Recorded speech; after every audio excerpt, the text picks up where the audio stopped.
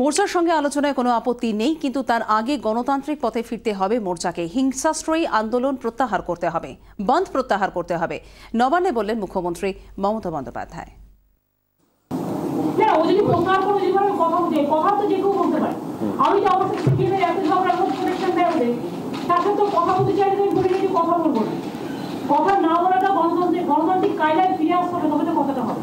কথাটা তখনই হতে পারে যখন গণতান্ত্রিক কায়দার প্রতি আস্থা থাকে। But now they have to withdraw the bonds. They have to seek for normalcy. What do you talk now? Politically, any political party can talk to any political party. That is the courtesy. Government can talk to any other government agencies, no problem. But hooliganism, government cannot bear. আমরা কথা বলবো নিয়ে আমাদের সঙ্গে রয়েছেন আমাদের প্রতিনিধি মৌপিয়া নন্দী। মৌপিয়া, মুখ্যমন্ত্রী তো আলোচনার প্রস্তাব রাখলেন, মোর্চার তরফ থেকে কি রিয়াকশন পাওয়া যাচ্ছে? দেখো সঞ্চিতা, মুখ্যমন্ত্রীর আলোচনার প্রস্তাব কিন্তু পত্রপাঠ খারিজ করে দিল গোর্খা জনমুক্তি মোর্চার নেতৃত্ব। মোর্চার নেতা বিনয় তামাং তিনি একটি বিবৃতি দিয়েছেন, যেখানে তিনি বলেছেন যে রাজ্যের সঙ্গে আলোচনায় বসার কোনো প্রশ্নই নেই, কথা হবে শুধুমাত্র কেন্দ্রীয় সরকারের সঙ্গে। তারা কেন্দ্রীয় সরকারের সঙ্গে কথা বলতে রাজি। এবং এই বিবৃতিতে তিনি উল্লেখ করেছেন যে মমতা বন্দ্যোপাধ্যায় ওই একই সাংবাদিক বৈঠকে অভিযোগ করেছেন যে মোর্চার সঙ্গে টেররিস্টদের যোগ আছে, জঙ্গি যোগ আছে। একই সঙ্গে যখন জঙ্গি যোগের কথা বলছেন, তাহলে জঙ্গি যোগ যাদের রয়েছে তাদের সঙ্গে কেন উনি আলোচনার বার্তা দিচ্ছেন? রাজ্যের সঙ্গে কোনোভাবেই কথা বলবে না মোর্চা নেতৃত্ব, কেন্দ্রীয় সরকারের সঙ্গে আলোচনা করতে তারা রাজি। একই সঙ্গে দুটি প্রস্তাব তারা মেনশন করছেন যে দুটি মাত্র সূচির ওপর, দুটি মাত্র এজেন্ডায়, দুটি মাত্র বিষয়ের ওপর আলোচনা হতে পারে। এক, গোর্খাল্যান্ড এবং আরেক রাজ্য সরকারের দমননীতি। এই দুটি বিষয় নিয়ে তারা কেন্দ্রীয় সরকারের সঙ্গে আলোচনায় প্রস্তুত, কিন্তু রাজ্যের সঙ্গে আলোচনার কোনো সম্ভাবনা নেই, এরকমই একটা কড়া অবস্থান ব্যক্ত করছে মোর্চা নেতৃত্ব। সঞ্চিতা। মৌপিয়া, আপাতত তোমাকে ধন্যবাদ। মৌপিয়া নন্দী আমাদের প্রতিনিধির সঙ্গে কথা বললাম। এবং গোর্খাদের উপর অত্যাচার চালাচ্ছে রাজ্য সরকার, প্রত্যেক ঘর থেকে বেরিয়ে গোর্খাবাসীকে অত্যাচারের বিরোধিতা করতে আবেদন। বিমল গুरुङले কি বলেছেন আমরা শুনবো। म अपिल गर्न चाहन्छु सम्पूर्ण नागरिकहरूलाई, जुन प्रकारको आज हुँदैछन् हाम्रो गोर्खा जातिमाथि, नेपाली जातिमाथि अन्याय र अत्याचार हुँदैछन्, यसलाई एकदम मोटो जवाब दिन सक्नुपर्छ। सबै प्रत्येक घरबाट निक्लेर, प्रत्येक क्षेत्रबाट निक्लेर आज हामीले यसको विरोध प्रदर्शन गर्न पर्छ। म चाहन्छु आज जुन प्रकारले हाम्रा नारीहरूमाथि अन्याय र अत्याचार भए अनि हाम्रा युवा मोर्चाहरूले त्यो अन्याय र अत्याचारलाई जुन प्रकारको एउटा सहन नगरेर उहाँहरूले जुन प्रकारको एउटा अन्याय र अत्याचार जुन प्रकारको एउटा देख्न नसक्दाखेरि उहाँहरूले एउटा ढुङ्गामुढा गरे, त्यो माथि बङ्गाल सरकारले एउटा गोली प्रहार गरेर हाम्रा दुई शहीदहरू, जुन हाम्रा भाइहरू शहीद भएका छन्, म उहाँलाई सलाम गर्न चाहन्छु। এবং এই পরিস্থিতিতে বিজেপির অবস্থানটা ঠিক কি? বিজেপির সর্বভারতীয় সভাপতি অমিত শাহ কি বলছেন আমরা শুনবো। दार्जिलिंग में आज बहुत वायलेंस हुए हैं। दार्जिलिंग का जो बहुत एमपी है वो बहुत बीजेपी का सीनियर एमपी है, SS अहलुवालिया जी। तो ये जो स्टेटहुड का डिमांड है, इसके बारे में BJP has always been in favour of smaller states. तो इस मामले में बीजेपी का स्टैंड क्या है? स्टैंड तय करना बाकी है। বিজেপির অস্বস্তি বাড়ানো দলের পাহাড়ের নেতৃত্ব কার্শিয়াংয়ে মোর্চার মিছিলে বিজেপির হিল সেক্রেটারি দলীয় পতাকা নিয়ে মিছিলে পা মেলালেন বিজেপি কর্মীরা এবং উস্কানির। এবং আমরা কথা বলবো রজত সুব্রমুখী, আমাদের চিফ রিপোর্টার রয়েছেন আমাদের সঙ্গে।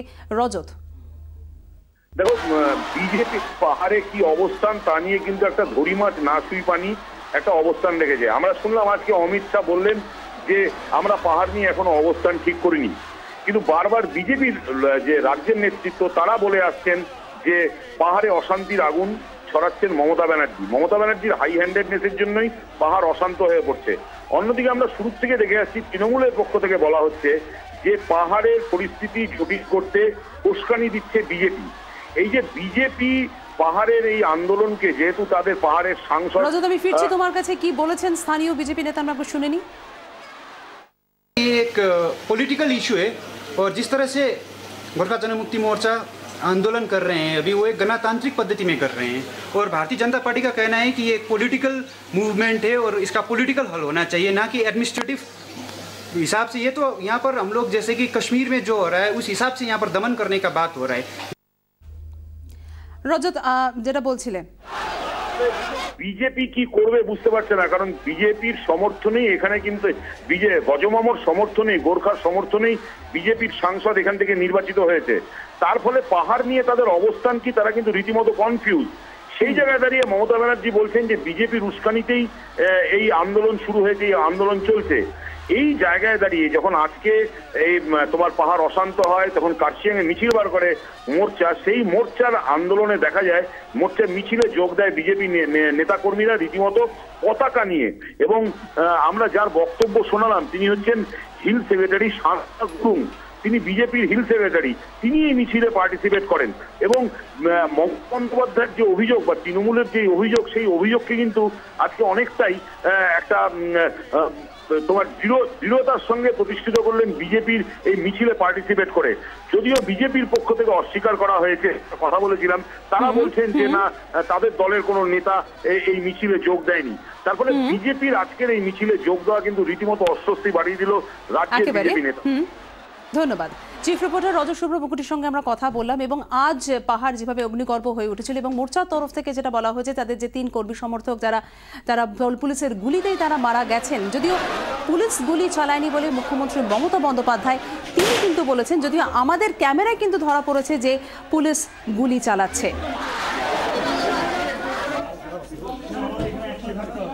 সিআরপিএফ হতে পারে, সেনা হতে পারে, কিন্তু গুলি চালানোর ছবি কিন্তু 24 ঘন্টার ক্যামেরায় ধরা পড়েছে। যদিও মুখ্যমন্ত্রী মমতা বন্দ্যোপাধ্যায় তিনি বলেছেন স্পষ্টত নবান্নে যে পুলিশ গুলি চালায়নি।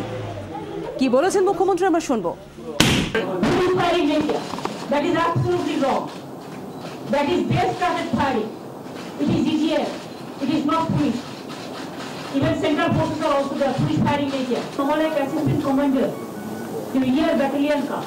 मिस्टर किरण तमाम उसको कुकड़ी देकर चौक करके उसको मार दिया। He died already. He is also his brother. One they murder security forces and security forces they murder. This true. Whatever we have received the information true, they murder. It is not foolish. Do you?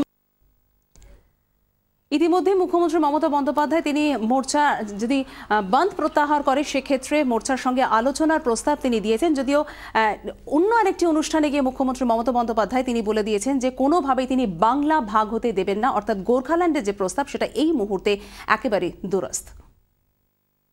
এবং শিক্ষার এই পথ চলতে চলতে আজকে যখন পাহাড়েও কেউ কেউ চাইছে বাংলাটাকে ভাগ করবার পরিকল্পনা করে, it's a deep rooted conspiracy ছাড়া এত আর্মস অ্যামিনিটিস কিছুতেই জোগাড় করতে পারে না। পুরো আর্মস নিয়ে আমাদের মোকাবিলা করতে হচ্ছে। তা সত্ত্বেও মনে রাখবেন, পাহাড়ের শান্তি আমরা ফিরিয়ে আনবো, আর হুলিগানসদের বিরুদ্ধে যা যা অ্যাকশন নেওয়ার প্রত্যেকটা অ্যাকশন আমরা নেব। আর আমি আমার নিজের জীবন দিতে রাজি আছি, বাংলাকে ভাগ করতে দেব না। যদি কেউ এই নোংরা খেলা খেলে তাকে মনে রাখতে হবে পাহাড়ও আমার ভাই, সমতলও আমার ভাই, ওটাও আমার বোন, এটাও আমার বোন। মানুষের সাথে বিশ্বাসঘাতকতা করে, কোনোদিন প্রতারণা করে রাজনীতি করব না। এটাই আজকে সম্মান।